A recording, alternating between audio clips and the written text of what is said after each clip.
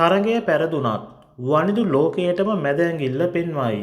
ලංකාවේදීම පාකිස්තානය ඉදිරියේ ශ්‍රී ලංකාව අන්ත පරාජයක්. අපේ පර්ෆෝමන්ස් හොඳයි. ඒත් විකට් ටික යනවා. ඒක හදාගන්නම ඕනා. ජනිත් ලියනගේ කියයි. ජනිත් ලියනගේම යාන්තමට ශ්‍රී ලංකාවේ ජාමයත් බේරයි. පැතමුත් අසාර්ථකයි. නෙලන්න කියා ගෙන ධනංජයත් ෆේල් වෙයි.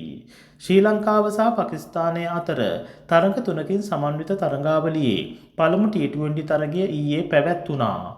එහි කාසියේ වාසිය දිනාගත් පාකිස්තාන නායක පළමුව පන්දු යැවීමට තීරණය කළා. අනුව පළමුව පන්දුවට පහර දුන් ශ්‍රී ලංකා කණ්ඩායමේ පන්දු වාර 19යි පන්දු දෙකක් අවසානයේදී සියලු දෙනාම දෙවි ලබාගත්තේ ලකුණු 128ක් පමණයි. එහිදී මුල් පෙළ පිතිකරුවන් අසාර්ථක වූ අතර පැතුම් නිශ්ශංක ලකුණු 12ක් ලබාගත් අතර කමිල් මිෂාර ලකුණු නොලබාම දෙවී ගියා. කුසල් මෙන්ඩිස්ද ලකුණු 14ක් ලබාගත්තා. ශ්‍රී ලංකා කණ්ඩායමේ ජාමය තරමක් හෝ බේරාගනු ලැබුවේ ජනිත් ලියනගේ වන අතර ජනිත් ලියනගේ පන්දු 31කදී ලකුණු 40ක් රැස් කළා.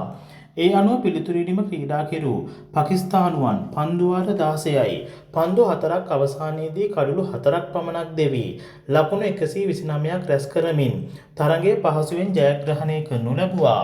පන්දු යැවීමේදී පළමු ඕවරෙන්ම ධනංජය සිල්වා කඩුල්ලක් ලබාගත් අතර වනිදු හසරංග දුෂ්මන්ත චමීර මහිස් තීක්ෂණද කඩුල්ලබකින් දවාගනු ලැබුවා. දුෂ්මන්ත චමීර ලබාගත් කඩුල්ලේදී නායක දසුන්ශාන කුඩ පන්දුව රැකගත් අතර එහිදී වනිදු හසරංග විසින් මැද ඇඟිල්ල දිගු කරමින් පෙන්වීම මුළු ලෝකයේම කතාබහට ලක් කරනවා. ඉතින් ශ්‍රී ලංකාව පාකිස්තානයට ගොස් සියලුම තරඟ පරාජයට පත් වූ අතර ශ්‍රී ලංකාවේදීද මෙලෙස අන්ත අසරණ ලෙස පරාජය වීම ගැන ප්‍රේක්ෂකයන් සිටින්නේ දැඩි කලකිරීමෙනි. ඉතින් මුත්තයියා මුල්ලදරන් කියන විදිහට අපේ ක්‍රිකට් ආයෙත් ගොඩ එන එකක් නැද්ද? ඔයාලටත් හිතන දේ කමෙන්ට් එකක් දාගෙන යන්න.